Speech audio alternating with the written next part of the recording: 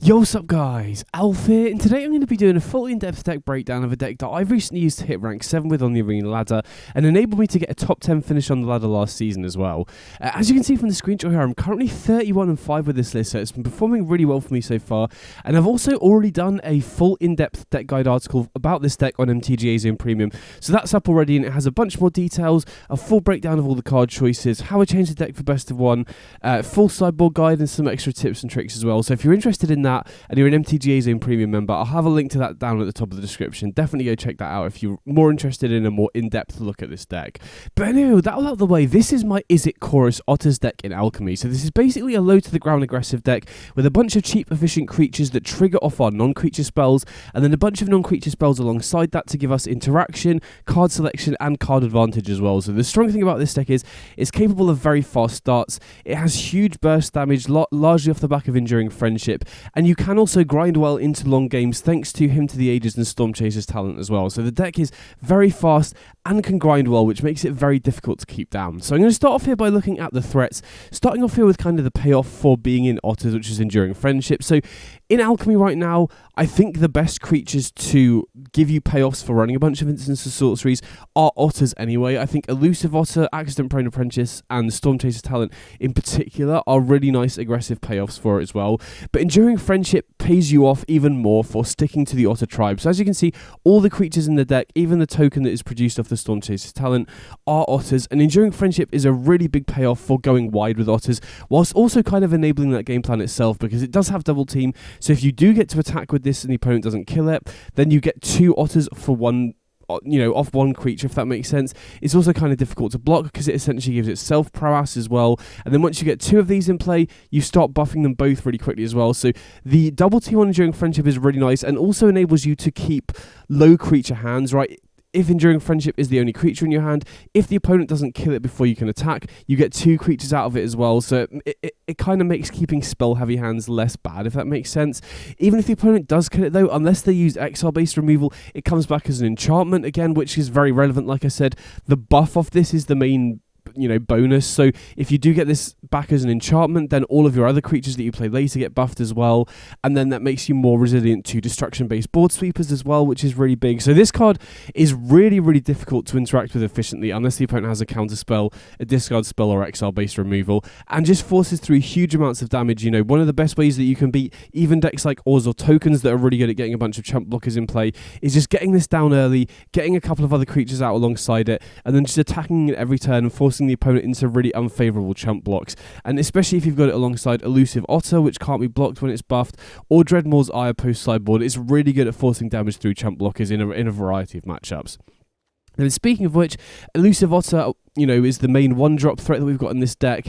And, one-drop with prowess is exactly what this sort of deck wants, but then it can also give itself unblockable as it grows, which is just useful across the board, but especially useful, like I said, against decks that are really good at getting chump blockers in play, mainly Otters or tokens that can just swarm the board, especially once they get dedicated Dollmaker online alongside 3 Blind Mice or Overlord of the Mistmores.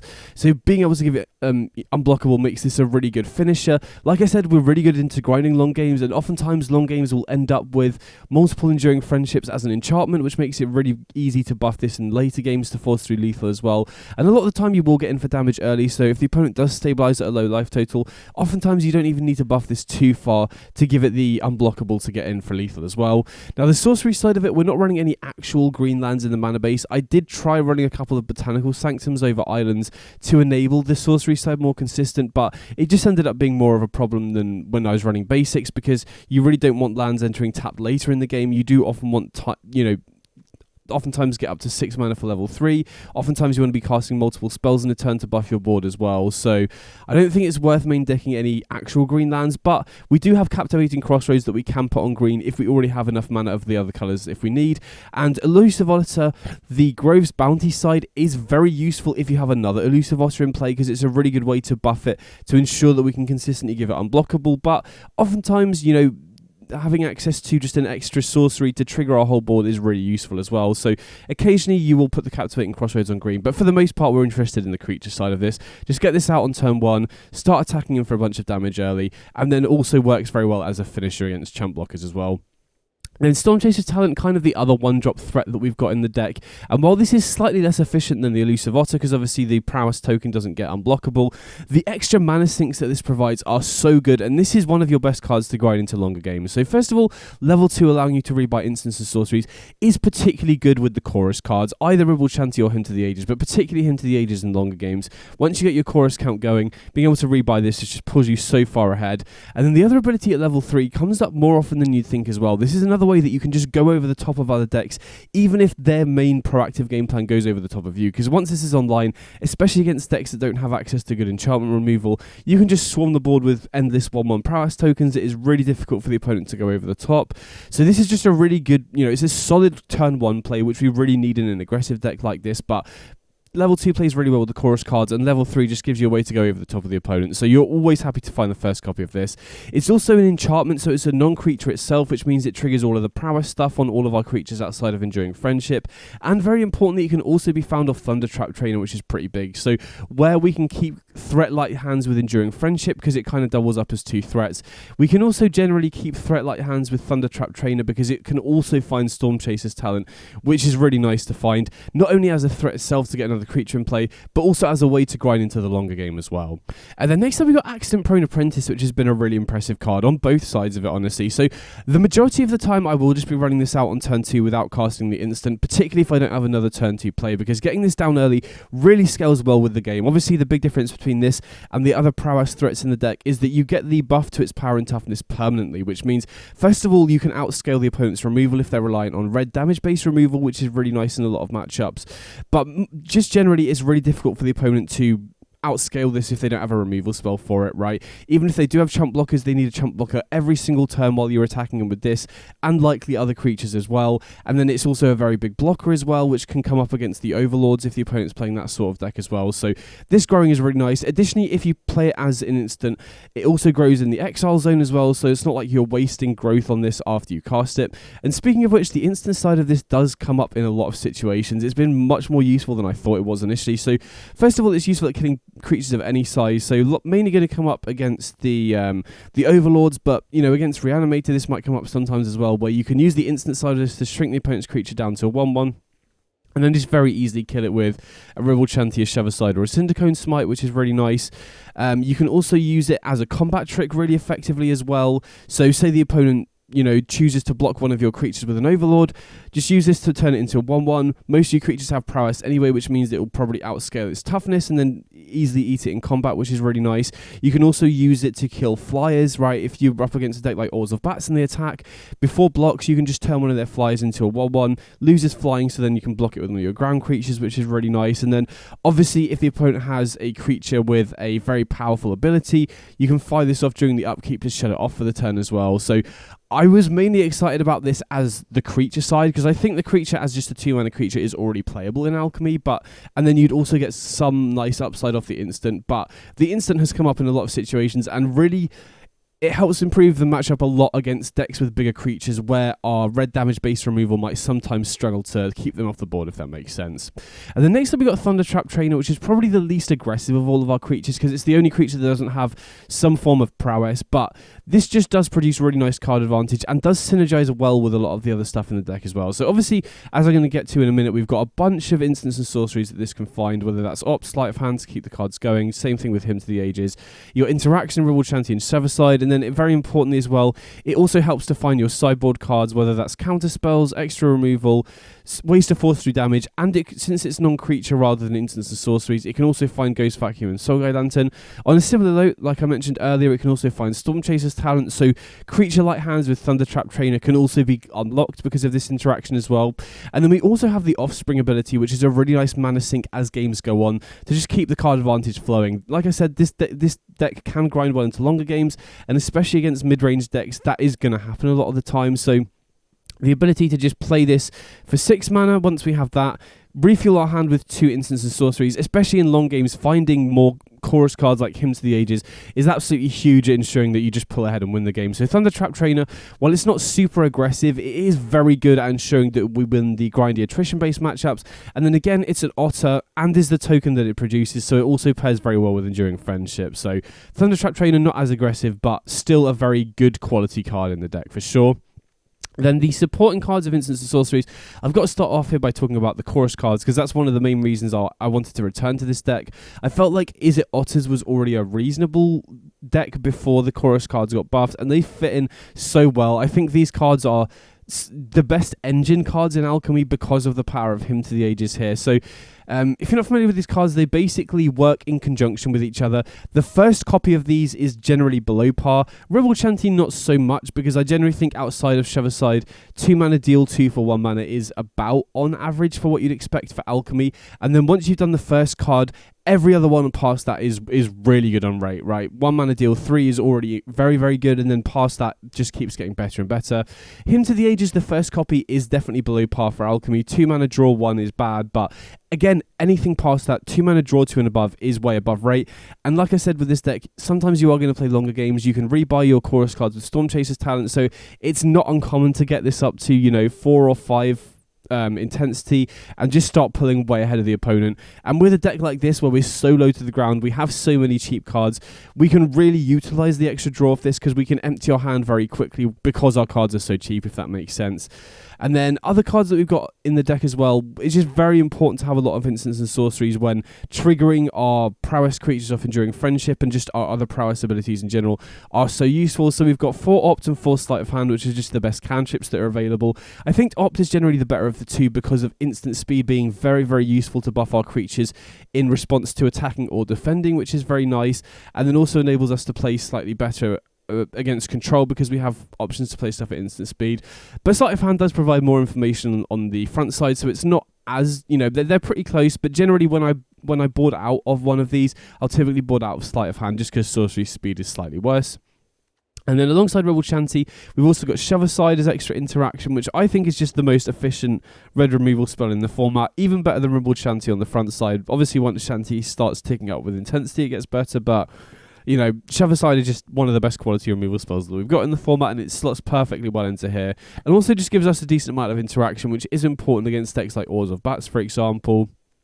And then mana base wise, nothing too crazy going on here really. 20 lands is quite low, even for a deck this low to the ground, but we do have a lot of ways to filter through the deck in the first few turns, whether that's Opt, Sleight of Hand, or Hymn to the Ages. So I haven't really felt like mana screw is an issue, and flooding out with this sort of deck is a big issue. Like I said, we do have good mana sinks, especially Hymn to the Ages and Storm Chaser's talent, but if we don't have either of these two cards, or Hymn to the Ages is only intensity 1, then it doesn't really help. So we'd really want to avoid flooding out if possible. Spy Bluff Canal is obviously just the best card, the best land in the deck, because it works so well. We are at our core and aggro deck, so we really want untapped lands that can produce both mana if possible. Past Spy Bluff Canal, our options definitely get a lot worse. Captivating Crossroads is the next best card, really. Oh, the next best dual land, I guess, but entering tapped when you're in the play is a little bit awkward, but it does enter untapped on the draw.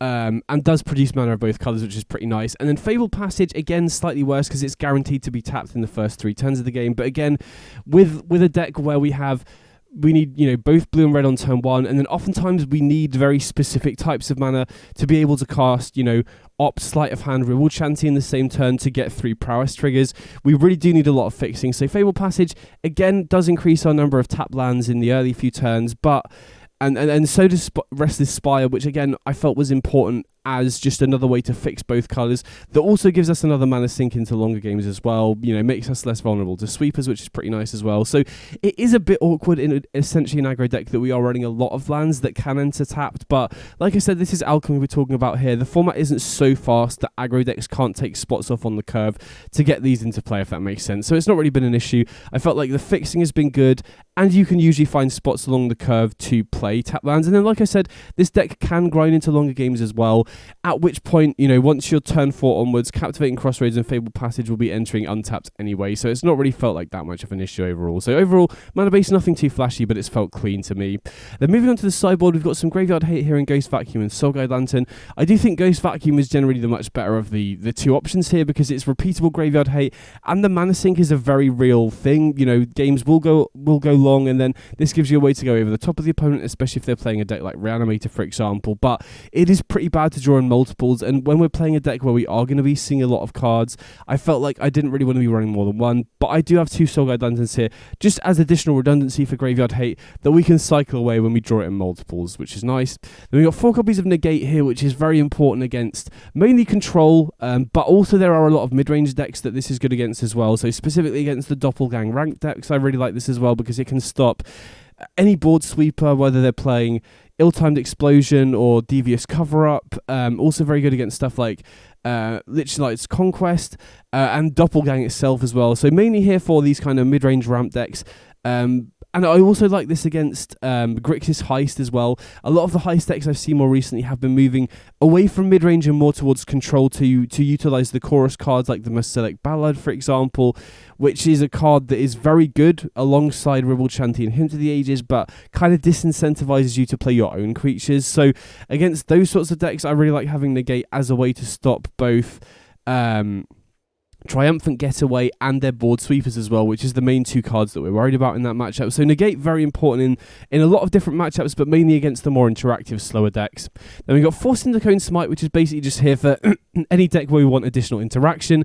And the reason I've gone for Cindercone Smite here is because I feel like, you know, we're only going to be bringing the extra interaction against aggro decks, and typically against aggro, being on the draw is the situation you're most worried about. So Cindercone Smite, I usually swap in for Sleight of Hand when I'm bringing it in.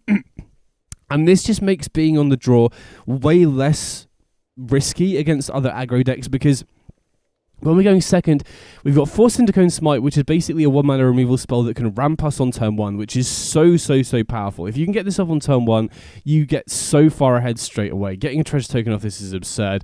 And then additionally, we also have Shiver Slide as an instant when we're going second as well. So the really nice thing post-sideboard against aggro decks with this particular list, because we've got 2 cards that get pretty substantial buffs when you're on the draw, it really helps against opposing aggro decks on the draw, which is, you know, unusual. A lot of the times, no matter what deck you're playing, you're always going to be sweating going second against an aggro deck, whereas these 2 cards really help to level the playing field when you're on the draw, which is really nice.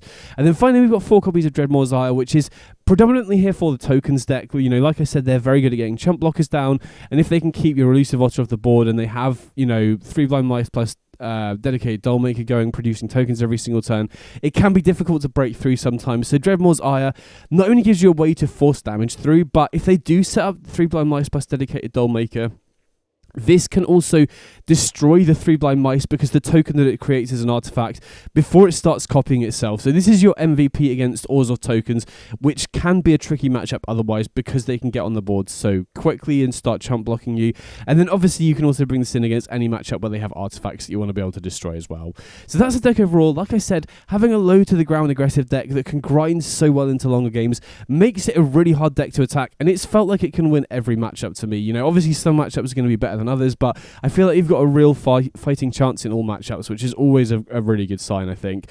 And next up, I've got some gameplay with this deck so you guys can see it in action. I've just got 5 matches that I was playing with it on the ladder. If you've got any questions about the deck at all, definitely let me know in the comments. Don't forget, if you're an MTG Zone Premium member, check the article. I'll have that link down in the description.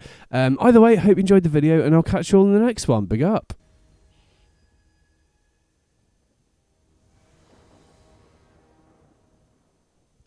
Okay, so we're going second here, and I can't keep a no lander obviously, so I'm going to have to ship this one back. And this one don't unfortunately have any instances or sorceries here, but Stomptage's Talent on 1 into Enduring Friendship on 2 is a really sick curve out, and we have enough instances and sorceries in the deck that I'm pretty confident that we can find one. And we do find a Hymn to the Ages off the top, which is a very nice pickup here, especially with the Stomptage's Talent, because that's, you know, a very good card to buy back later in the game. Okay, interesting. So opponent has removal here. Obviously, we could go for the Apprentice first, but I feel like now we've seen interaction, opponent's likely on a mid-range deck of some sort here, so I think it makes more sense to run the Enduring Friendship out first. Here I'm just debating whether we want to go for the Enduring Friendship first or the Accident Prone Apprentice, because obviously if we attack with the Friendship we get another one. I think in this spot it's probably best to just run the Apprentice out here, because, you know, we can the buff ability from the Enduring Friendship we don't necessarily need to be attacking with, if that makes sense. So I think it's better to get the Accident Prone Apprentice down. Plus, since we get it down before the Storm Chaser's talent, we can immediately start growing it as well. If this was a matchup where I was concerned about bigger creatures, then there's a chance that I could have held the Apprentice. So Overlord of the Mistmoors is one of the cards I would be worried about here potentially. But there's no guarantee that the opponent has a dedicated Dollmaker. And even if they do, I think we've got decent options here. So I'm going to lead on the Ribald Shanty into Hymn to the Ages here, I think. We could have run out the Enduring Friendship first just to buff our board a bit more. But getting the Chorus cards online, buffing our board with 2 instants or sorceries this turn is going to allow us to attack him for a huge amount here. Likely force a chump block, and they're still taking 9 here. So very nice start. And we draw another Hymn to the Ages, which is huge. Okay, so the opponent does have Dollmaker. That's one of the few ways they can, get back into this game. So that's a little bit unfortunate, and they do leave mana open to protect the Overlord as well. So I'm going to get the Enduring Friendship down first, then Hymn to the Ages to see what we draw here. Buff our board a huge amount. We do find Ribald Shanty, which is nice. So I think we probably have to use this to take out the Dollmaker here, because I guess we could use it to take out the Overlord and force them to crack it, but if we do it this way, we're not wasting our removal spell here, right? The opponent is kind of forced to activate the Dollmaker either way, so this way at least gets the Dollmaker off the board, rather than just, being wasted on the Overlord. Unfortunately, we can't attack there because all of their creatures have Indestructible, but next turn should be a big attack, I think, especially because Hymn to the Ages are going to likely draw us into something good here. We could also rebuy Ribald Shanty out of the graveyard with Storm Chaser's talent to take out the Overlord. So we've got a lot of good options here. See what the opponent does. If they attack him with the Overlord, I'm not sure. There's a chance we just let the damage through. I guess we could also block with the Accident Prone Apprentice. But yeah, I mean, it's kind of hard to force damage through in this matchup without Dreadmore's Ire or without an Elusive Otter in play. If Elusive Otter was in play, I think this matchup would be a lot easier. So yeah, now the opponent can attack in pretty freely with the Overlord. And I feel like I should probably block here, right? The opponent is getting on board a lot here. And they can also potentially activate the other side of the door they've got there, right? Buff their board as well. So that's something we need to be very aware of. And now... Oh, wow, they have another Overlord. Yikes. Okay, opponents had a pretty sick recovery here. I felt a few turns ago that we were a big favourite. Now we could potentially be in trouble here, which is a bit annoying. So we could run out the Accident Prone Apprentice first here. I don't believe we've got enough power in play to force lethal through no matter what we draw off the Hymn to the Ages here, unfortunately. So I think it makes sense to get the Accident Prone Apprentice down first, just to start buffing it. And we do find an Elusive Otter, which is pretty big. I'm going to lead on Sleight of Hand first, though, just to see what we find. Okay, we do find a Fabled Passage, so I think we'll attack in first here, just to see how they block. Likely can just soak up one of these hits with the Enduring Innocence, and then, gains them a bit of life, and they get it as an enchantment as well. So they go down to 7. Get another Mothlight in hand.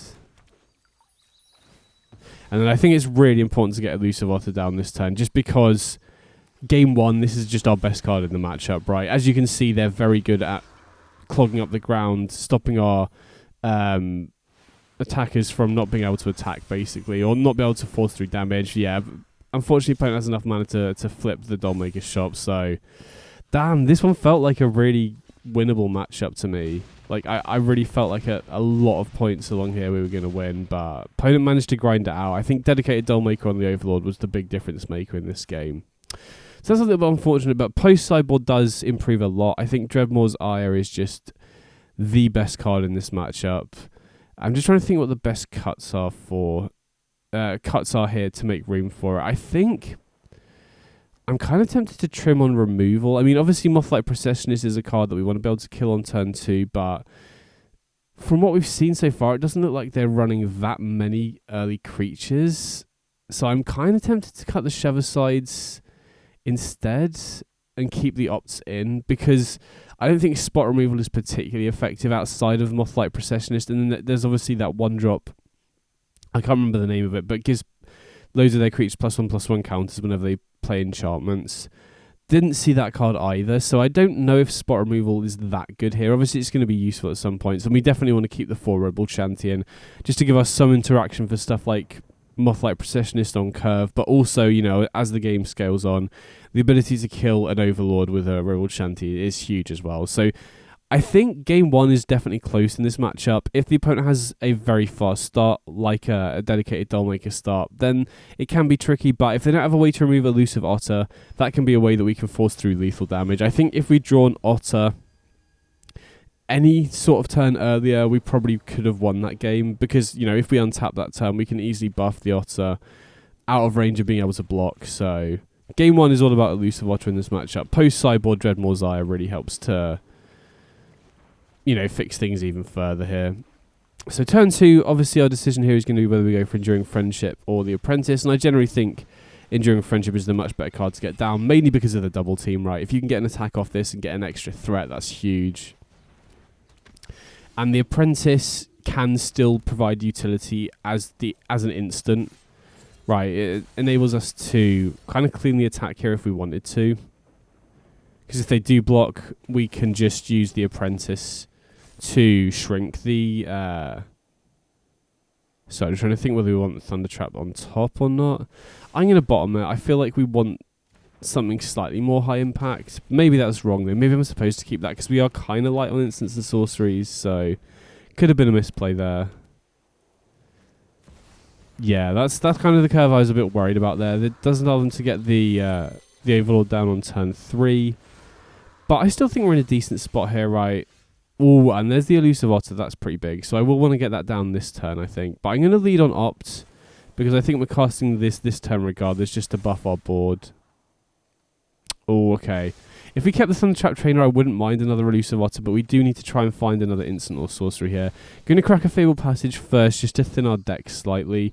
You know, hopefully reduce the chances of us drawing another land or creature here. So we could have obviously used the Apprentice as an instant, but I think I want to hold it for this turn because they obviously represent going Dollmaker on Overlord again, which would be pretty bad, and having a way to shrink the Overlord is huge. But also I think, you know, we just need to hold on to an instant here just to trigger our prowess next turn, just in case we do get unlucky and we draw another land or creature. So yeah, looking back on it, we are kind of getting punished for not keeping the Thunder Trap Trainer here, because if we had, we could have just slotted it in our curve pretty nicely this turn to find another instant or sorcery for next turn.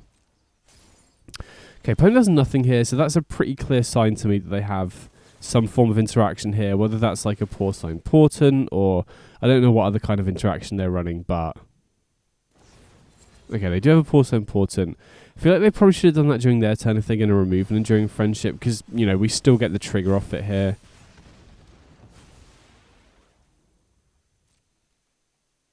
And then we can get in here for quite a lot of damage, right? See if they block or not. Wow, they don't block. I mean, we're going to fire off the instant here. Puts them down to 2. And now, if we draw any instant or sorcery, we're pretty much good here, right? Unless they can kill the Elusive Otter.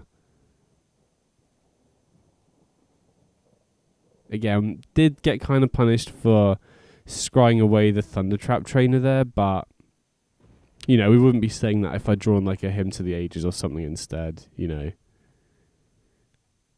Always easy when you know, hindsight's 20/20, but I still feel like we're in a good position. We still have a lot of very good draws here. Like I said, any instant or sorcery is good. Storm Chaser's Talent is great here as well. Oh wow, opponent just scoops it up, so we got there.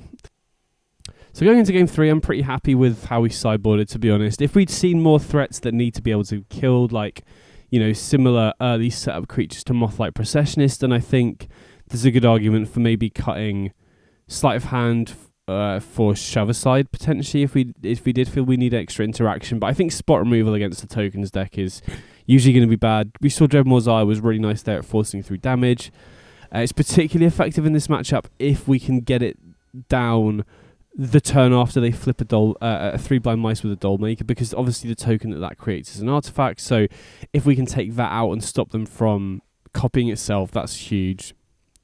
So this hand's pretty decent. We do have early interaction. We do have a lot of threats as well. And, you know, this is the kind of hand where Accident Prone Apprentice is actually really useful as an instant just to trigger prowess. Now, Elusive Otter is one of the best cards in the matchup, but I do want to take this opportunity to get the tap land in play because I was going to go for Enduring Friendship on turn 2. Now they play the Processionist, I do think we just need to take that out with the Shanty, get the Chorus cards ticking up, and then this denies them going for turn 3 Overlord like they did last turn, which is pretty huge, just to slow them down a bit. Okay, there is 3 blind mice, so we might get paid off here with the Dread Messiah. I'm going to attack in. Maybe I'm supposed to attack in first. I don't know. I think they're likely not blocking regardless, right? We want to save this Dread Messiah for dedicated Dollmaker, if possible. Okay, now it doesn't really matter too much, I don't think, but maybe that was a risky attack last turn, because if they had blocked, we might have been forced to use the Dread Messiah before they had the chance to use Dollmaker, which would be a mistake, I think. But I still feel pretty good about this spot, right? I think Dread Messiah is the key card, and we just need to figure out the most optimal term to play it here. Because if they don't have the Dollmaker, I actually think we're in a pretty good spot here regardless, right? So I'm going to get the Accident Prone Apprentice down just to start growing it as well. Could have potentially seen an argument for holding it until the... you know, playing the second Enduring Friendship first and then holding the Accident Prone Apprentice just to have an extra instant or sorcery in our hand, but I like the ability to start growing it early, especially in this matchup where it can be used to chump block an Overlord if they do have a dedicated Dollmaker here. So we are going to fire off the Dread Messiah just to force some damage through. And with the Storm Chaser's talent, I don't mind using it kind of a little bit preemptively here because we can just rebuy it with the Storm Chaser's talent, right? Okay, they got nowhere to run. Wow, they don't take out the Elusive Otter. That seems like a mistake to me. Or I guess the Accident Prone Apprentice is another card, but I feel like, you know, Enduring Friendship doesn't really matter if they take it out, to be honest. Because Elusive Otter is just able to essentially give itself unblockable in a lot of situations. Now we can go for Enduring Friendship, attack in here, and now we've got a huge ability to buff our board. We've still got this Accident Prone Apprentice to use, essentially just as a prowess trigger here, right? It's not really going to have any impact on combat, I don't imagine. I guess if they double block, we can shrink the 2-1 to a 1-1, but you know, these sorts of spots just show Accident Prone Apprentice is really useful just if you need a prowess trigger, in the same way that you know, Enduring Friendships is really useful in creature light hands because it can duplicate itself as another threat. And now I feel pretty confident because we can just rebuy Dread Messiah with the Storm Chaser's talent here. So unless the opponent has a sweeper or something crazy that I'm not expecting, we can just go no blocks this turn, Storm Chaser's talent, rebuy Dread Messiah, and then we should be good to go in for lethal next turn. I guess the way the opponent plays around that is if they draw an instant speed removal spell here. Okay, they drew a sorcery speed removal spell, so that takes out the Elusive Otter, but I still think we're good to just rebuy the Dread Messiah here, right? We can buff the Accident Prone Apprentice. We know they haven't got any instant speed removal here, so we can just attack them with everything. Dread Messiah the Apprentice, and no matter how they block, we should just be good to get in for lethal. So yeah, we got there nice. Dread Messiah putting in work.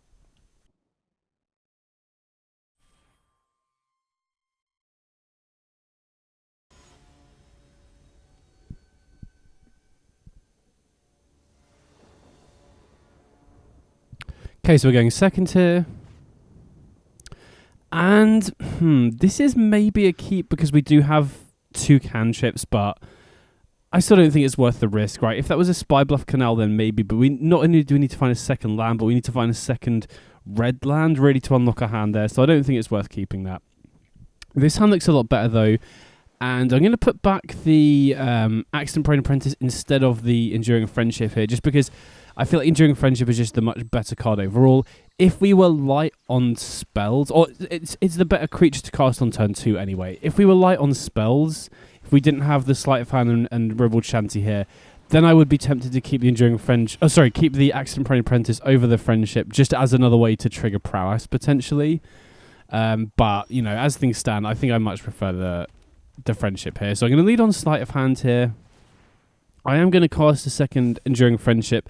Whether that's the one that we find off the double team or the other one from our hand here. This does potentially mean that we can't kill a lootmonger if they're running that, but you know, I don't think that really matters this turn, right? Later in the game it might matter a little bit more. Okay, so they do have counter spells. They are playing Grixis, so I imagine they're probably on Heist or Control or some kind of combination of the two, if I had to guess. But Enduring Friendship goes down. We can just get a second one in play here and a Storm Chaser's talent as well, which is pretty huge. And now I feel pretty good. I think if... again, we're not 100% sure what we're up against, but if we are against... okay, so we are definitely against Heist. Again, not 100% sure which build, because obviously Heist has been around for a while now, but I have been more and more recently seeing Heist Chorus kind of like amalgamations, right, where you've got the core of the Heist cards and then also Shanty, Hymn to the Ages, and the Ballad as well. And because the Ballad is obviously awkward with your own creatures, I've seen a lot of them running fewer creatures as well. So a lot of them do play like control decks, so I think it is important to just apply pressure early, because they do have, especially with Triumphant Gateway, they do have better ways to grind into longer games here. So we do get in for a decent amount. Obviously, we are kind of a little bit vulnerable to sweepers here, but like I said, I think the most common sweeper they're likely to be running here is the chorus one, which would, at this point in the game, only make us sack 2 creatures. We could just sack the Enduring Friendships and still get them back as enchantments. So... again, we should be worried about the Triumphant Getaway, because that is a way that they can get back into the game if they find good stuff off our deck, but I still feel pretty confident about this spot. Now, it is, again, a little bit awkward here that we have just a bunch of interaction in our hand, but if the opponent fully taps out here, we can just target our own creatures, which with 3 Enduring Friendships in play is going to deal or represent a huge amount of damage here. So I'm actually very happy the opponent did tap out for the gateway. Okay, wow. So now the opponent is basically completely tapped out here. So I actually like this draw quite a lot, because it now enables us to basically have a creature in play that we can target with our removal spells that won't die here. I think with Enduring Friendships, we could potentially... I mean, even without the Elusive Otter, we could just go Ribbled Shanty and, you know, use the Ribbled Shanties with the triggers on the stack to ensure that our creatures outgrow the burn spell with the Enduring Friendship. So I don't think it really makes too much of a difference. I still think we represent the same amount of damage here. I guess it could make a difference if the opponent had red mana spare and they have their own removal spell, but we can just play it safer here. Go for the, you know, target the creature that isn't attacking, and this should definitely be lethal, right? There's only at best they'll be able to remove 1 creature, and you know, we're representing a crazy amount of damage here. So okay, sweet, managed to get their game 1, which is nice. So against Grixis Heist, especially now we've seen counter spells, this is definitely a matchup where I want to be bringing in negates. I'm still not sure why it's split my negates over 2 sets. I should probably go back and change that, just because I think if the opponent does like hit you with a discard spell or something, and then you happen to draw and cast the same card of a different set, it shows up as 2 separate cards. So, and then typically against Grixis Heist, I like keeping in the Ribbled Shanties, but I think here, when we didn't see any creatures from their side, not even any Lootmongers, I think I'm going to cut them for Dreadmaul's Eye just to force damage through. But again, that could be incorrect. If we do see the Lootmonger, or if we see the 6 mana creature, the name's escaping me at the moment, but then we could probably bring the Ribbled Shanty back in. But especially with the opponent on counter spells, I think it's kind of likely they could just be on a non-creature version, just because of the Ballad, right? I've been playing and also seen a lot of builds that are just choosing to not run Lootmonger at all, because 4 Ballad in the main deck is kind of awkward with it. And Ballad is a pretty sick card, especially with the chorus cards being some of the best engine cards right now. So that first one was maybe worth discussing, but I feel like you're kind of reliant on your early cantrips again.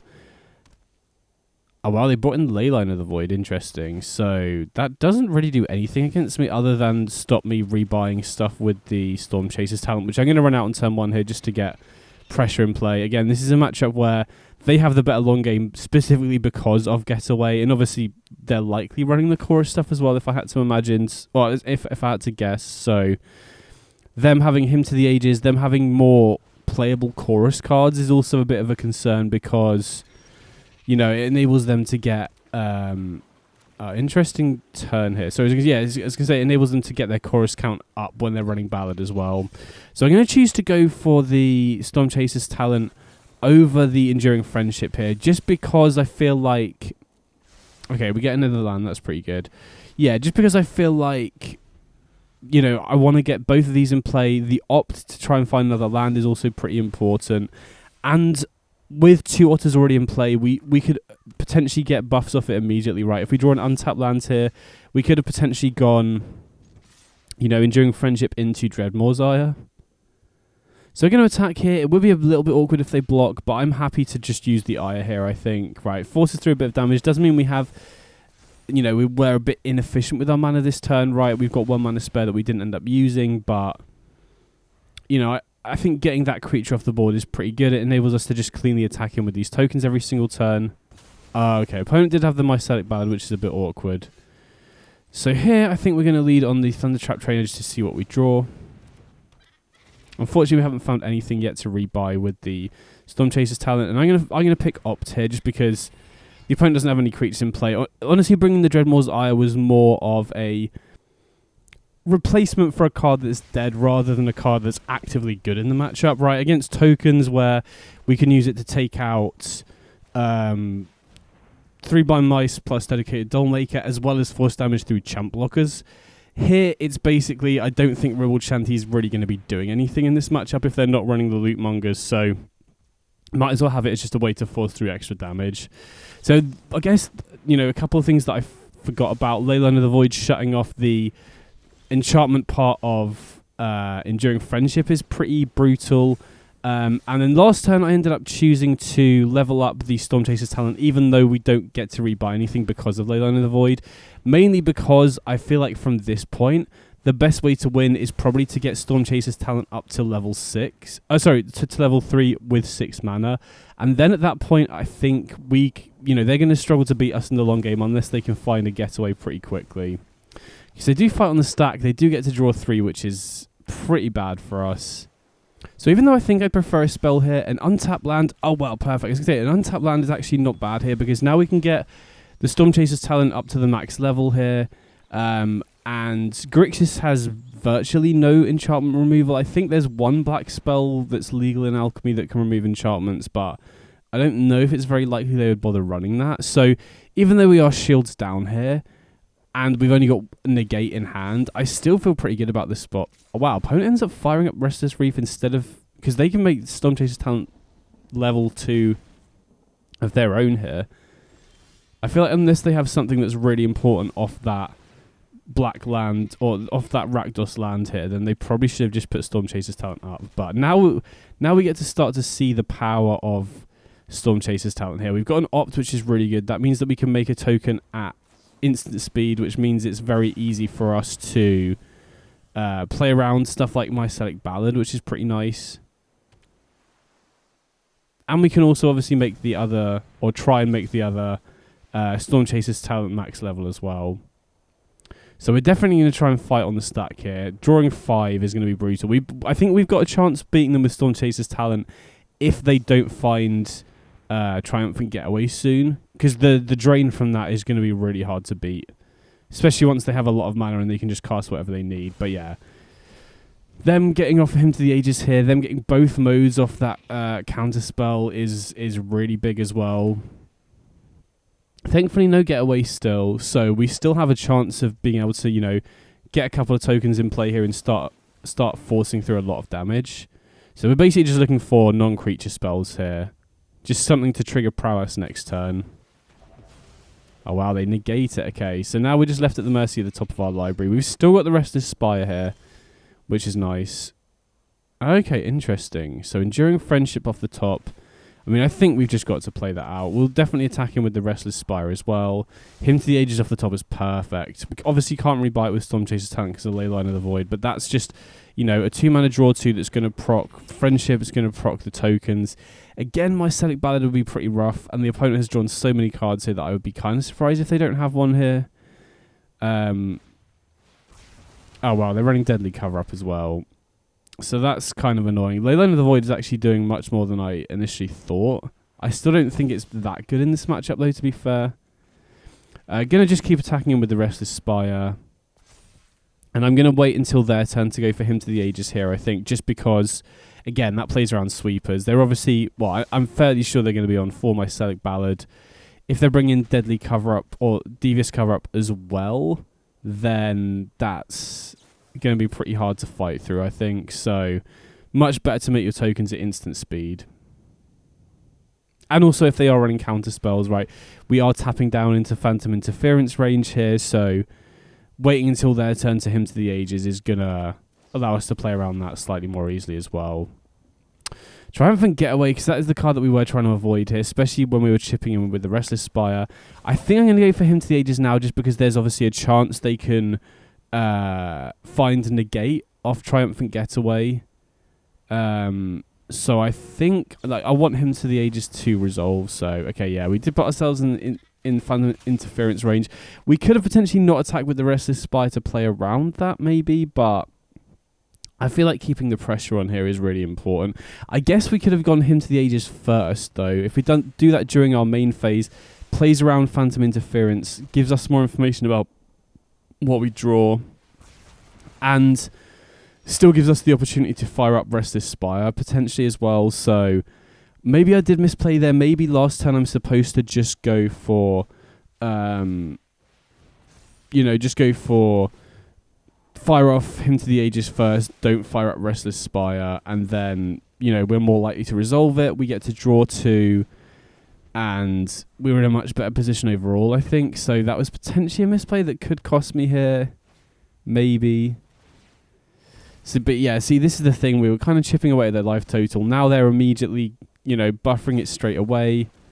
Second gateway, they're chipping away at our life total as well here. So I think we'd be very, very lucky to win this now, especially because Heist is always going to find them action, right? They're not going to find lands off it.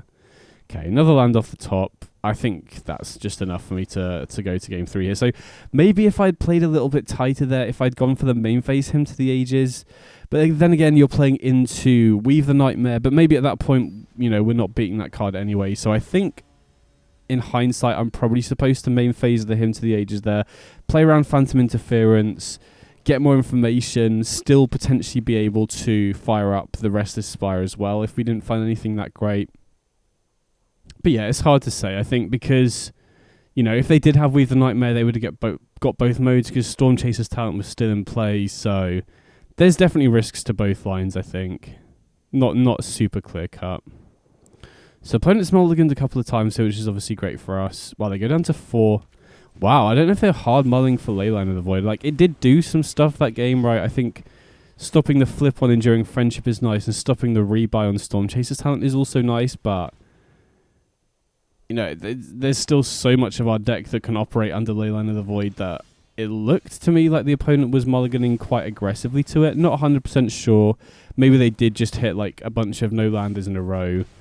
But it looks to me like they did potentially mulligan a little bit more aggressively. So last time was an interesting one. I guess I didn't really have time to talk about it because I kind of just played quickly. But I think I'd like going Hymn to the Ages here because getting Chorus online early is so big, right?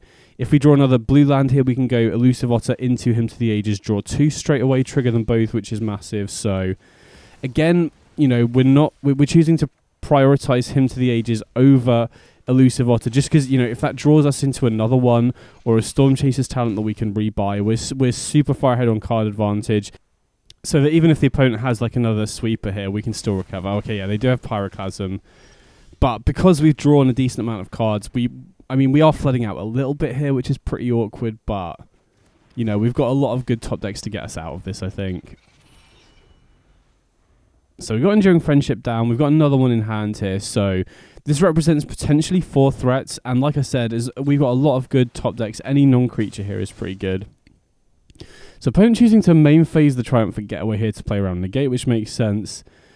They've had a pretty good 4-card hand considering one of their cards was Leyline of the Void as well. So here I think I'm just debating whether it's best to go Enduring Friendship plus fire up the Restless Spire, which I think I prefer going for rather than just potentially, putting a a bunch of Enduring Friendships into play here, because, you know, I wouldn't be as worried if they didn't have Leyline of the Void in play. Now they do, so we don't even get them all back as enchantment. So here I think I like the line I've gone for, because it makes us less vulnerable to sweepers. It means that we can basically guarantee another, you know, way to trigger prowess off the top, and a cantrip is generally the best option here, because it not only gives us one trigger, but potentially gives us another trigger if we can find another cantrip or another spell off it as well. So Storm Chaser's Talent is a pretty good pickup for the opponent here, but we've got 3 Enduring Friendships. We've got Opt, which can hopefully find us another non-creature spell, and now we're representing a ton of damage. I don't think we need another Enduring Friendship. I think we just need more ways to trigger prowess. So, I mean, Elusive Otter isn't bad. I think I'm going to fire up the Restless Spire again here, just because if we run out Elusive Otter, we're basically completely out of threats at that point. If they have a sweeper on this turn. So I think it makes more sense to get in with the Restless Spire now, force a bit of extra damage through, get a Scry to set up a non-creature for the following turn, so that if they do, even if they do have a, they do have a sweeper, unfortunately, but because they mulliganed a lot, they're pretty down on resources. So now we can keep applying pressure with the Restless Spire. They don't have any more cards in Heist, so we don't have to worry too much about them draining us. And I do think I'll keep the Storm Chaser's Talent on top here, even though we can't rebuy instants and sorceries from our graveyard. It does give us a way to proc prowess on the Elusive Otter. It does give us a way to get to a late game win condition if we get it up to level 2 again. Opponent goes for the Reef instead of activating the Storm Chaser's Talent. I guess they know that we scry to the top, so that will mess up our scries by doing that. But I feel like getting Storm Chaser's Talent online is generally the more high impact thing to be doing here. So I think I'm actually happy the opponent did that. Plus, Storm Chaser's Talent on top wasn't the end of the world losing that card, really. So 2 scries here. I don't think we want the gate. I think we want, I don't know, this is really tough actually, because we could keep that for sweepers, but Restless Spy kind of plays around sweepers. Okay, Thundertrap Train is a nice one, because we can, you know, if we need another instant or sorcery on the cheap, we can just play it for 2 mana. If not, we can just get the Offspring on it, which is pretty huge. Okay, there's Hymn to the Ages, but it's the first chorus card, so not too worried about that. And now here,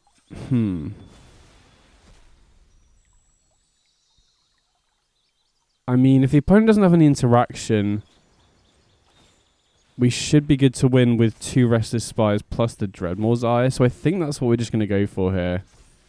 Obviously, they can fire up their land on defense. But it looks like the opponent will have a removal spell here anyway. Yikes. Okay, so that takes out one of our Spires and gets them another card, which will obviously proc the Triumphant Getaway. So if they find a removal spell here, not only do they take out probably the other Restless Spire, but also they get to gain 2 as well, which makes racing a lot more tricky. So I don't think I want to use the Dreadmaul's Eye here, to be honest. Maybe we do, though. This is a tricky spot. I'm just trying to calculate whether it's worth it or not. I think if we represent lethal here, it's probably worth it, but actually, I slightly misplayed there because I was thinking too much about the Dreadmaul's Eye. If I was going to do this, I should have done it pre-combat, so then we can sleight of hand and buff the Elusive Otter. So we missed out on a potential point of damage there. Really hope that doesn't come back to bite us, but I still feel like we're in a good spot here. Obviously, the opponent mulling down to 4 definitely did help, but they did have a pretty good, or what they had lined up pretty well against us. So now they start activating the Storm Chaser's Talent. I feel like if they'd done this earlier, we would have been in a lot worse position. They do get back Pyroclasm, which takes out 2 of our creatures here, and they can potentially gain 2 if they don't. Yeah, so they do gain 2 with the Thundertrap Trainer. And they, you know, with a bunch of chorus cards and a bunch of interactive cards, they do actually have a lot of good hits off the trainer as well, especially because it does look like they're not running any creatures. Oh, wow. Another Dreadmaul's Eye is perfect here. I was going to say Triumphant Getaway is a really nice pull from them, but Dreadmaul's Eye is pretty good here, right? Because if they choose not to block, we have lethal. If they choose to block, then we still have lethal represented next turn. Now we've got negate to stop the getaway. Yeah, I'll keep that on top, just because it's good card selection. So they do choose to block here, so I think we just save the Dreadmore's Eye. I think we're trying to save it for like a combo kill here. Okay, so they main phase the getaway. Now we know they're empty-handed. We'll just snap off the negate here, no problem. And now, I mean, again, they have that land available on defense. Wow, okay, they go for Storm Chaser's Talent instead now. So if they don't pick up a removal spell here, we're good. Wow, they choose to pick up the Heist card. So presumably they're going to Heist now. Well, I guess to play around negate, but the main thing here is that it will give them another trigger off the Triumphant Getaway, but we should just be good to win here anyway, right? Now they're tapped out, we can go Restless Spire, double Dreadmores, or set up lethal. So even though this isn't a matchup I would be massively excited for Dreadmore's Ire, we did kind of correctly guess that they're on a build with basically no creatures in, so it's just a more useful card than just a dead removal spell, even though Ribald Shanty would get us moving up the chorus chain if we did have it. But yeah, we managed to get there, nice.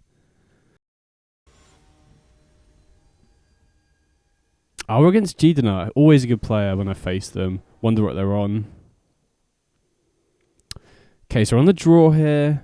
I'm going to have to ship that one back. I think if we had a Spy Bluff Canal, that's worth considering, especially on the draw, but I think it's too risky with just a basic island. So unfortunately, we have tap lands on the first couple turns, which on the draw isn't ideal, really, but we've still got a decent curve out here. Okay, Mothlight Processionist, so looks like we're against black-white tokens, if I had to guess. A little bit awkward that, again, we can only play one spell this turn. And I'm going to crack the Fable Passage now just because, you know, it saves having to wait. I don't think it really makes too much of a difference when we crack it. Okay, Caretaker's Talent. So they're a little bit slow to set up here. And I'm just trying to debate what's best. I think we just need to start applying pressure here. So I'm going to get Elusive Otter and Storm Chaser's Talent down. We could obviously try and opt towards the third land as well. But I think it, you know, while the opponent is slow to commit to the board, the way you win this matchup is just racing as quickly as possible. And Elusive Otter specifically is really nice at bypassing their champ blockers as well. So going to lead on opt here. We really want to find the third land if possible. So going to bin anything that isn't a land at this point, I think. Yikes. And then I think we have to kill this, right? Again, we could have opted to try and find another land, but I think killing that token and preventing them copying with 3 Blind Mice is so big. So we could have obviously opted, but if we didn't find a red land, we're in real trouble there. Okay, so they do have Dollmaker. Going to make a copy of 3 Blind Mice, so they are going to take over the long game here, but we still have Elusive Otter in play. If they don't find a removal spell for that, we can still bypass it fairly easily. I guess they can also, they can also use Caretaker's Talent to kind of get ahead here and make another copy. We really need to find our third land here, like, as a big priority. So I think we just bin anything that isn't a land. Okay, perfect. We found one. That's huge. So here, I think I'm going to attack first just to see how they block. They can't block. Okay, they do choose to block with the Dollmaker, which is pretty big. So here we could use the Accident Prone Apprentice to be a bit more mana efficient, but I think I prefer going Ribald Shanty because we're kind of choked on mana here a little bit, right? We've taken a while to find our third land, so going for Ribald Shanty, I mean, we're not going to get many better targets for it, I don't think, than a Dollmaker or maybe a Processionist, whereas the Accident Prone Apprentice can actually be very useful at taking out stuff like Overlord of the Mistmores potentially, so plus, if we draw a Hymn to the Ages, that would be a huge top deck as well. Okay, yikes. So opponent has nowhere to return. Now we lose the Elusive Otter, which leaves us in a pretty awkward position because now we don't have any way to force extra damage through. Okay, missed the land again, which is rough. So I think we just go Enduring Friendship. And I think I'll attack here. If they block, then we can just take out the Processionist anyway. If they block with the Processionist, it doesn't really matter. Because we can just shove aside one of the tokens and still eat it in combat. So, but yeah, I'm a little bit concerned about this position. Right, I think if we hadn't got choked on mana for so long, or if Elusive Otter had lived, I'd be a bit more hopeful. But this is going to be really tricky to win through now because they're already racking up a ton of tokens here. They're also pulling ahead in terms of card advantage. So I think the big difference maker here was us maybe missing the third land and having to invest our mana slightly inefficiently, whereas we could have potentially got more pressure down early if we had gone for that. So yeah, now they buff their board. I think there's no real way for us to win from that point. Post sideboard does become a lot better though. We can cut the Shiver Sides for Dreadmore's Ire and then just ship it back. I still think I like keeping in the Rebel Chanties here just because they are running the Processionists, which are important to be able to take out because we really want to try and stop them from accelerating into Overlord of the Mistmores on turn 3, but also double spelling in the same turn, right? We saw them, or their Processionist enabled them to cast Nowhere to run ahead of curve as well, so I still like Rebel Chanty here. Plus, if you do use it to take out their tokens, you know, it can force the damage through early before they can really go wide, and then as the game goes on, you can also use it to take out big overlords and stuff like that if they do manage to scam them into play with Dollmaker, for example. So being on the play should also help here because this is definitely more of a race of a matchup. Okay, this hand is excellent. We've got Elusive Otter, Stormchaser's Talent, Hymn to the Ages. Yeah, this is looking good. This is a lot of early pressure. Elusive Otter is definitely one of our best threats in this matchup, or probably our best standalone threat because it can get unblockable. So here now we can go Elusive Otter into Stormchaser's Talent. Attacking for 2. And now, even if we keep flooding out, at worst, we can rebuy Hymn to the Ages with Stormchaser's Talent, which isn't bad. Oh, well, we just draw another one. That's even better. That's sick. So now we only draw 1, but we do find another Opt, which we can cast this turn to buff our creatures even more. And then I think I'm going to bottom Sleight of Hand here. Could have kept that, but I feel with Hymn to the Ages here already and Stormchaser's Talent as a mana sink, we can probably do a bit better. Okay, there's 3 Blind Mice. Okay, another Stormchaser's Talent is a nice pickup here. Now we can fire off Hymn to the Ages, see what we draw. Okay, Enduring Friendship is a nice pickup as well. So I think we'll just attack in here, see if they block. If they do block, they almost certainly have a Dollmaker in hand. That's the only way that block makes any sense. But I think we're in a much, much better position to race against Dollmaker Blind Mice here than previously. Okay, they do have Exercise, so that's the way they can take out the Enduring Friendship without giving us the enchantment. So that lines up pretty well. Huh, interesting. So we can rebuy a card with Stormchaser's Talent this turn. You know, spend 4 mana, get it back. But I mean, that only really makes sense if we're trying to get to 6 mana for level 2 of Stormchaser's Talent, which I don't think we really want to be doing here. I think we've got to attack first, and I think we can't afford to attack with the Elusive Otter because they could obviously just block it with the Dollmaker here. So here I think we just get the Stormchaser, the extra token in play, ready to apply pressure next turn.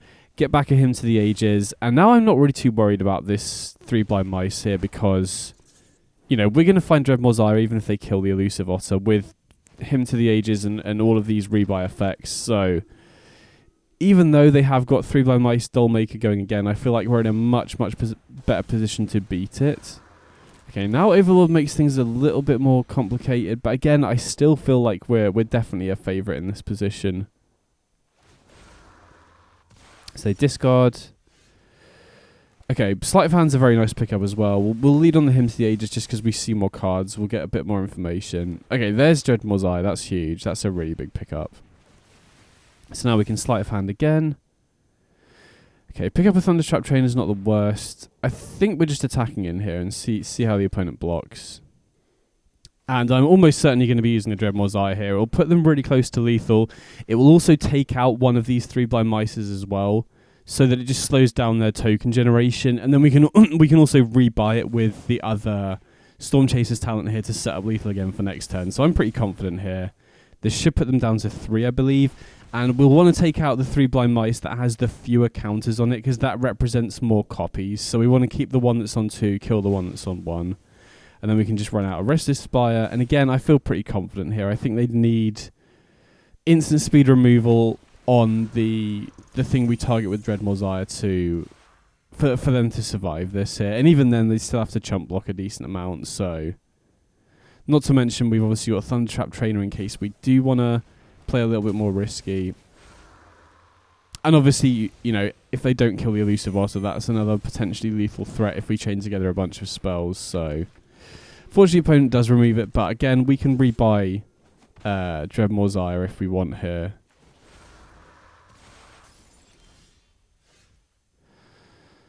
I think we have to lead on Thundertrap Trainer, unfortunately, because they've got too many creatures in play here to... Okay, I think we go for another Dreadmore's Ire here. But yeah, they've got too many creatures in play here. And Ribald Shanty, nice pickup as well. But yeah, like I was trying to say, they've got too many creatures in play here for Dreadmore's Ire to be lethal. But I think we should be good next turn, right? Because then we can rebuy Dreadmore's Ire. We can have two, give two creatures trample. Ribald Shanty is going to be a really nice buff as well.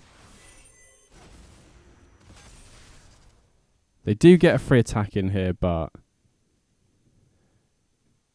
I think we should just let it all through. Maybe we can afford to chump block a couple here. So whether we block with the Thundertrap Trainer and the extra token it creates, kind of depends on whether Enduring Friendship makes a difference off the top or not. I'm not really sure it does, to be honest.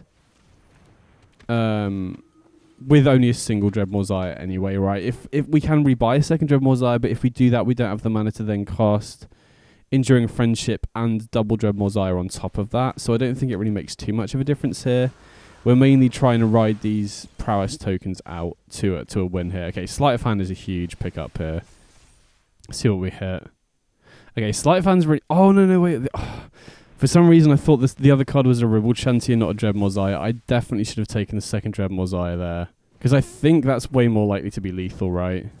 If we can give both of our creatures +2/+2 and trample, not only can we most likely force lethal through, I haven't done the combat maths, but we can also take out both of their 3 blind mices. So that was a huge misplay on my part. I really should have got the Dreadmore's Ire there. Because it is slightly fewer prowess triggers compared to the Sleight of Hand line, but obviously giving both of your creatures trample and the ability to kill artifacts here would be so much better. So yeah, that was definitely a misplay on my part. Because now we don't have lethal. I mean, we put ourselves in a very good position here. So we want to reorder this so that we're taking out the 3 Processionists, right? Don't really care about the mouse token as much. And then we're only getting in for 1 direct damage off this combat, I believe. So yeah, we should have definitely got the second Dreadmore's Ire there. That was a misplay on my part, but I still feel pretty confident here, right? We've still got a token. We still get to take out one of their 3 blind mice. So not the worst, but I think we would have been in a much better spot had we taken the second Dreadmore's Ire there. See what else they got. Exercise. Okay, so they take out the one which could help us rebuy Dreadmore's Ire. So, yikes. We might have punted this one, to be honest. We've still got a few options here. We can obviously make that level 6. I think we're just going to lead on Thundertrap Trainer here just to see what we find, though. Going to lead on the Offspring because we really want to try and maximise our chances of finding a Ribald Shanty or Dreadmore's Ire. There's a Ribald Shanty. That's huge. And there's Dreadmore's Ire. That's pretty huge as well. So now we can take out the Overlord, which is massive, right? Because that's their main threat. Obviously, they're still generating tokens off the 3 blind mice, but I think we should be good. I mean, especially if we find an Enduring Friendship, we should be good. But just trying to think whether we want to attack here. I don't think I really want to take the trade because I imagine we'll be using the Dreadmore's Ire on this, the Otter token. So we obviously want to keep that around. We don't want to really risk them just taking the double block. But yeah, I'll have to rewatch, but I'm pretty sure if we pick the second Dreadmore's Ire off that Sleight of Hand a few turns ago, we'd probably have won by now. But you know, we'll see how this plays out. We might. I think we're still in a better position, even though the opponent obviously has 3 blind mice going. Okay, another 3 blind mice, so they get another creature down, but I still think we should be good here. Yeah, opponent just scoops up. Dreadmore's Ire, plus we can rebuy stuff. We've still got other ways to trigger prowess, so think I'm pretty happy with how he sideboarded. We saw their Dreadmore's Ire is just the card in this matchup.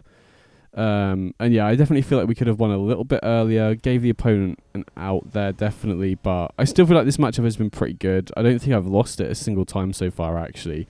Game 1 is a little bit dicey, but being able to give your creatures trample and sometimes being able to take out 3 blind mice or an overlord before they can start copying it or defending it is pretty big. So this hand's a little bit awkward. Oh, because I was going to say a lot of tap lands and then we draw another Fabled Passage off the top, but you know, Captivating Crossroads is still going to be entering untapped because we're on the draw here. And we've got Enduring Friendship. You know, this is one of the nice things I like about Enduring Friendship is that it makes keeping these sorts of hands a lot safer because if it does survive, then we get another threat, right? It's kind of like a 2-for-1. Okay, they do have Portent, one of the few ways they can answer it pretty cleanly, but we've got another one as a follow-up, which is pretty sick. And then we'll just ship it back. Always interesting in these spots whether we want to get a second blue or a second red source. I think for the most part it makes more sense to go for blue, just because we have more blue cards, we have more blue cheap cards that we often want to chain together as well. So I think I'm going to get blue here. Plus our hand is primarily blue already anyway, so we get blue land, and then we probably want to fetch another red here as well. And I imagine we're going to be taking out the Processionists here. We really don't want them to be able to ramp into... You know, we already see they've got a Portent and a Virtue there that they can potentially ramp into. And then we'll go Thundertrap Trainer here. I think we want to prioritise keeping blue mana open for stuff like Opt and Sleight of Hand, which we find both off here as well, which is nice. And then I think we'll ship it back. Opt is generally the better of the two. We've already played our land for turn as well, so we don't need to, like... it. You know, if we'd missed land, we'd have obviously done it main phase to try and find one, but... We get to Opt here. I don't think we want another land with a bunch of card draw in hand already. Okay, we find Elusive Otter, which is a nice pickup for sure. So, I think I'll attack here, because obviously we can buff the Thundertrap Trainer at instant speed, so we definitely have the advantage in combat here. Okay, they double block, so we can Ribble Chanty, take out 1, then Hymn to the Ages as well, and draw 3 here, which is massive at this point in the game. You know, it's still pretty early on. Buff the Thundertrap Trainer is slightly more as well. We could have obviously gone for Opt as well, but I think it just makes more sense to get Elusive Otter down, even though we've got Dreadmore's Ire. You know, Elusive Otter is a threat they kind of have to answer, or it's gonna win us the game eventually, right? Yeah, okay, so they do have nowhere to run. Imagine they kill the Otter here. Yeah, it makes sense. And then the Portent, probably getting the first little pig to be able to answer Enduring Friendship, if I had to guess. Yeah. Okay, another Enduring Friendship. So going to run this out earlier just to get more buffs on the Thundertrap Trainer. Okay, we definitely don't want to land. We just want more non-creatures at this point. So we're going to attack in here. I don't think we want to use the Dreadmore's Ire at this point. So unfortunately the opponent is going to be able to use the first little pig, and they also get to take out the creature version here as well, so kind of limits our ability to apply pressure a little bit, which is a bit unfortunate, but... and another Overlord here, and this first Overlord is ticking up as well. So I still feel like we've got a decent shot here, but we need help off the top. Okay, Accident Prone Apprentice isn't actually too bad. That's a prowess trigger and another threat. So I think we lead on attacking here. I don't think we can afford to fire up the Spire. You know, that kind of forces us to use one of the other spells. Well, they triple block. I mean, I'm happy to see that. Now we can shrink the first little pig. And I think at this point I'm happy to Dreadmore's Ire, right. Gets us another threat in play. Keeps, you know, because the Thundertrap Trainer isn't going to die now. Forces through a bunch of extra damage. Completely wipes their board, essentially. And now we can get the Apprentice down as well. So even if we do get unlucky and we don't draw another another spell off the top to trigger our stuff, we can obviously fire up the Spires instead. Oh, wow. Okay. I mean, that's a pretty lucky draw, to be honest. Especially if we find a way to kill the Overlord here. Okay, Sleight of Hand. Very nice draw. We've also got Dreadmore's Ire here as well. So, yeah, I feel pretty confident now. I'm trying to think how much mana we've got available. Whether it's worth firing up a Spire. I think we probably have to just play... you know, hold up both the Accident Prone Apprentice and the Dreadmore's Ire here. So now we buff even further. And I think it's worth using the Eye here. We're missing out on a lot of damage otherwise, right? This is forcing through an extra 6 damage here. So that feels worth it even though we're not killing an artifact. Puts them down to 1. Get another Apprentice in play. Now we've got double Spire backup as well. I feel pretty confident. Obviously they can rebuy the Overlord with the Virtue here, but you know, that's not going to be enough creatures in play to be able to defend. Okay, they got Caretaker's Talent. I mean, they can obviously activate that to make a copy of the 2/1 token. And they got 3 Blind Mice as well. So they are going to get 5 blockers in play here. But, okay, I think we did on Thundertrap Trainer. And I think I'm going to Offspring this. Because if we can find a Ribald Shanty or another Dreadmaw Zaya, we're basically good, I think. Okay, Ribald Shanty, perfect. So now we can take out the Overlord.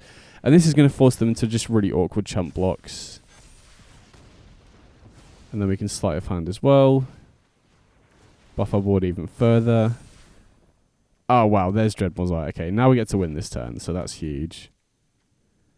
So yeah, Thundertrap Trainer coming in clutch in these kind of longer, grindy games as well. So opponent obviously blocks here. And now we can just Dreadmaw's Eye the 10/10 for easy lethal here. So yeah, managed to get there. Again, Dreadmaw's Eye putting in work against the token stack.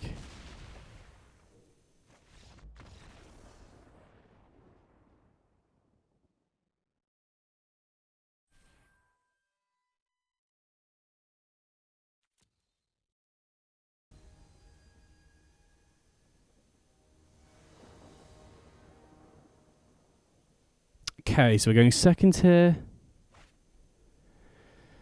And yeah, this hand looks pretty good to me, right? We've got Enduring Friendship, which is definitely the best turn to play. Captivating Crossroads is also going to be entering untapped because we're on the draw here as well, so definitely happy to keep this one for sure. Okay, opponent's mulliganed a couple times, which is obviously great for us. And then obviously depending on what they run out here, we'll see whether we lead on the Captivating Crossroads on red or just an island for opt. Now, obviously, holding open Crossroads could be important if the opponent runs out of creature here, but, you know, the awkward thing about having lands that can only produce mana of one colour means that, you know, we're essentially wasting our mana if the opponent doesn't run out of creature this turn, so I think I prefer going for opt, because there's just, you know, you're guaranteed to do it. There's very few creatures in the format right now where you have to kill them immediately, right? Like, Lootmonger's probably the closest, but even then, you know, it doesn't really matter if you wait a turn cycle to use that sort of thing, really. So I'm going to jam Enduring Friendship. They could obviously have a counterspell here. Okay, they just got Hymn to the Ages. I was a little bit worried about Phantom Interference, because I know a number of Grixis Heist lists have been running that, so having Enduring Friendship countered is pretty brutal, but we still have, you know, multiple other threats to follow up, and Thundertrap Trainer is really good at ensuring you don't run out of gas as well, so I feel pretty good about this spot, especially if the opponent is just on a pure Izzet deck, because then I don't think they've got really any good ways to deal with Enduring Friendship. Obviously, you know, burn spells and stuff could get there, but... okay, so it looks like the opponent's on Grixis. I think I'm just going to lead on attacking here, see if we can get the double team off. Opponent has to kill the Enduring Friendship now if they have a removal spell. Wow, they let us attack. Okay, very happy to see that. And then I think I like just running out the second one here and just playing the Fabled Passage and shipping it back, right? We just get more threats in play, means our damage scales up a lot quicker as well, which is pretty big. So now even if the opponent has Mythic Ballad here, we get them both back as enchantments. We get, you know, we can get 2 Thundertrap Trainers in here potentially if we draw another land off the top. And Thundertrap Trainer becomes a lot better when we have Enduring Friendship in play as well. So I think we're going to get an island here. I generally think it's a good rule of thumb to get extra blue lands rather than red lands if you have the choice. But I think in this hand where we generally have more blue cards than red, it makes more sense to go for that. And then we lead on opt because we wanted to find the 4th land basically. And we'll see what we find. Okay, Sleight of Hand and Shove Aside. I think I prefer Sleight of Hand. We've already got 2 removal spells here, and it does look like the opponent could potentially be on more of a controlling build. You know, like I've said, with Grixis Heist, I feel like with them running the chorus cards now and Mythic Ballad, running creatures becomes a lot less synergistic, just in general, right? Even Lootmonger doesn't work particularly well alongside Ballads, so I think there's a reasonable chance they could be running a creatureless deck, in which case these Shanties and Shovelsides are just going to be doing nothing for most of the game anyway. Okay, opponent ships it back here, so I think I'm just going to lead on another Thundertrap Trainer here just to see what we hit. Just so we got more information. Oh, wow, okay. Complete Whiff, that's kind of unlucky. And then... I think I'll lead on Hymn to the Ages. If the opponent counters this, I'm not too bothered about it, really, because it's only the first one, right? They're essentially using a counter spell on a 2-mana draw 1, which isn't great. But again, if they let it go, all of the other chorus cards are, you know, going to be above rate now because that one's resolved. Okay, interesting. So they are running Lootmonger, and this is a point in the game where being able to kill it on, you know, with the trigger on the stack could actually make a difference, right? We could deny them the treasure token here, which can make a difference, but you know, we can just kill it next turn and it should be alright for the most part, I think. Especially considering they've only got 2 cards left in hand, and they've already got 6 lands in play, so I don't know how much the treasure is really going to matter at this stage of the game unless they've got the 6 mana card in hand. But at the very least, this gives us good targets for the removal spells that have kind of been stuck in our hand for a while, which is nice. So I'm going to lead on the trainer here just to get more information. Even though we see they're running creatures, we've already got 2 removal spells here, so I think it makes more sense to just fire off the removal spells now. And then, you know, we don't really want to be holding on to more removal spells when we're not sure that they're, you know, I think on balance, I think it's probably likely that Lootmonger's the only creature in their deck. Okay, they do have Weave the Nightmare, which is pretty awkward. I mean, I still think we take out the Lootmonger here. But that does give them an extra heist. I mean, we don't have to kill the Lootmonger immediately because they obviously don't have any mana to spend on whatever they end up heisting here, but...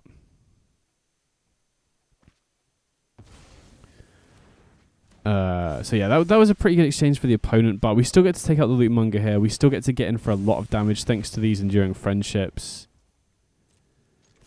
And then I'm not 100% sure whether it's best to go for Talent, Elusive Otter, or just a cantrip here, because mainly I'm worried about sweepers. I think I'm just going to run out the Elusive Otter though, because Stormchaser's Talent is going to trigger the Elusive Otter at least next turn. And I think Elusive Otter as a creature is just better to get into play early generally. Right, Stormchaser's Talent is usually better. I mean, it's still great on turn 1 just to get a good threat down, but because of the mana sinks, I generally think it's best to have later in the game. So the opponent can use Stormchaser's Talent here to rebuy a number of very high impact cards here. Hymn to the Age is probably the biggest one, although I think My Select Ballad is also pretty powerful here, right? But unless they have a land in hand, they're not able to cast it this turn. I feel like if they had a land in hand, they would just snap off the My Select Ballad here. If they go to Hymn to the Ages, obviously they're going to pull ahead in terms of card advantage, but we represent a lot of damage next turn. Okay, so they do go for the Ballad. The fact they thought so long, yeah, makes me think they don't have another land in hand. And this is also kind of another point where we could get choked on blue mana here, potentially. Okay, Shovelside is a huge pickup. So now we can take out the token here. And, you know, if we get good luck off this opt, we could potentially set up lethal here, I think. Okay, looks like the opponent's thinking about something. They could have gotten a burn spell off the... okay, they've got a Weave the Nightmare, so that labels them to heist again. And obviously leaves them with a chump blocker in play as well, which is the main thing I was trying to avoid here, but I still think we should be good here, right? Even if we don't find another burn spell off the opt, we should still be good to set up lethal, I think, right? Because this buffs are... you know, 2 creatures to 17 power. So even if they chump block one of the Thundertrap Trainers, we should just be good to win here, I think, right? Yeah, okay. Opponent just keeps up, so we got that nice. So even though... I mean, we're definitely going to bring in the negates here. I'm just trying to debate whether it's best to cut the Shanties as well as the Shovelsides. Now we've seen Lootmonger. I think I'm probably going to keep the Ribbled Shanties in here. Even if it's their only creature, it's a little bit annoying, but I generally like keeping Ribble Chanty in if there's any good reason for it, because otherwise Hymn to the Ages becomes a lot worse, right? If you're just using Hymn to the Ages as the only chorus card, it can be a little bit lackluster. So if there's any good reason to keep in the Shanties, I generally do. And I think killing Lootmonger and killing our own creatures if they steal them off Heist is probably a good enough reason to keep it in as a 4 of. So opponents obviously in the tank about their mulligan decisions. I'm probably just going to edit it out and we can go straight into game 2 here.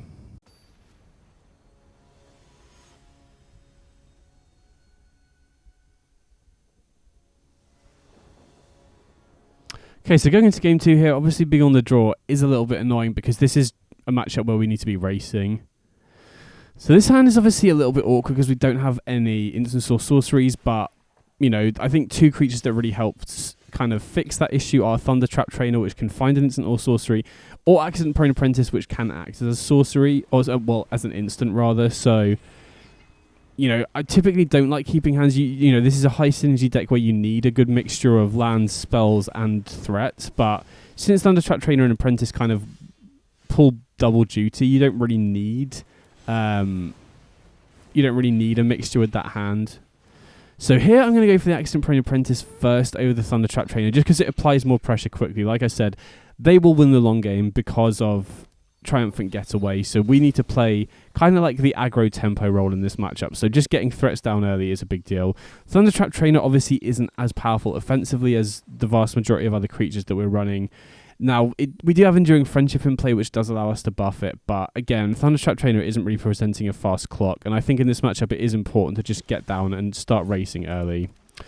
So another land off the top obviously isn't ideal. I'm going to lead on the fetch land here just so we thin our deck a little bit, try and reduce the chances of finding another land off the top.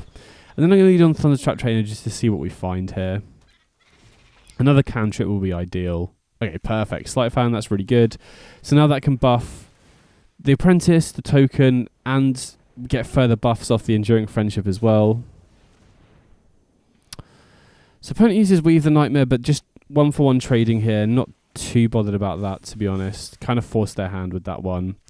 And then again, Ribble Chanty, a little bit awkward if Lootmonger is their only creature here, but it beats a land in this situation, right? Plus, we can always target our own creatures if we get to a point where we have enough ways to buff our board. If we just need prowess triggers, basically. Okay, so opponent ships it back here. A little bit annoying. I think I'm just going to fire off level 2 here, even though we're only getting back a Sleight of Hand, because even if we don't draw anything next turn, we can still just fire it up to level 3 if we want. Oh, and we find Negate, that's huge. So I imagine because the opponent passed, we're fairly likely to see Triumphant Getaway end step here, which we would love to save the Negate for. Wow, nothing. Now that is a surprise. Yeah, I wonder what they could have had last turn where they just passed with nothing for the entire turn cycle. Maybe they've just drawn a bunch of lands here. Because I imagine if they have any interaction, they probably would have used... Well, I guess they did use the Weave the Nightmare to take out the Apprentice, but I feel like if they had something else, they probably would have used it to take out one of our two other creatures here just to stem the bleeding a little bit. Probably the Prowess token. So yeah, a little bit confused about what the opponent could have in hand right now. Because it's not like they would bring in conditional counter spells against us, really. I guess they could have Phantom Interference, though. That could be one of the things. But they would have had the opportunity to counter the Sleight of Hand. Not sure if they would have wanted to do that or not, though. So here's a tricky spot, because we could either go for level 3 of Storm Chaser's Talent, or the max level, or I think it's just better to go Apprentice, Ribble Chanty, Hold Open, Negate here, because I think the two main things we're worried about here are Triumphant Getaway and a Sweeper. So holding open Negate here is really important. We could have obviously gone for the Spy Bluff Canal as well, but I think at this point in the game, the difference between 6 and 7 mana isn't huge, and I would much rather be able to hold up Ribble Chanty here just in case they have another Lootmonger. Just to deny them mana, because I think, you know, especially with that Black Virtue, they are kind of, I guess maybe not anymore, but they might value getting the treasure tokens for later in the game, so. Okay, so they've got Enduring Friendship here. which they've got off the Heist. I think we're going to wait till our turn to potentially use the Ribald Shanty here, just because we obviously want the prowess buffs during our turn. And I think we should be good here, right? If they have a removal spell, we can just negate it, which buffs our board even further. And then we can still fire up the Restless Spire as well. Okay, so I think we'll just fire off the negate now. Again, buffs our board even further. And if this does go through, I very much doubt they've got anything right. We take out their only blocker. Our board's been buffed a ton, yeah, so we ended up getting there. Nice.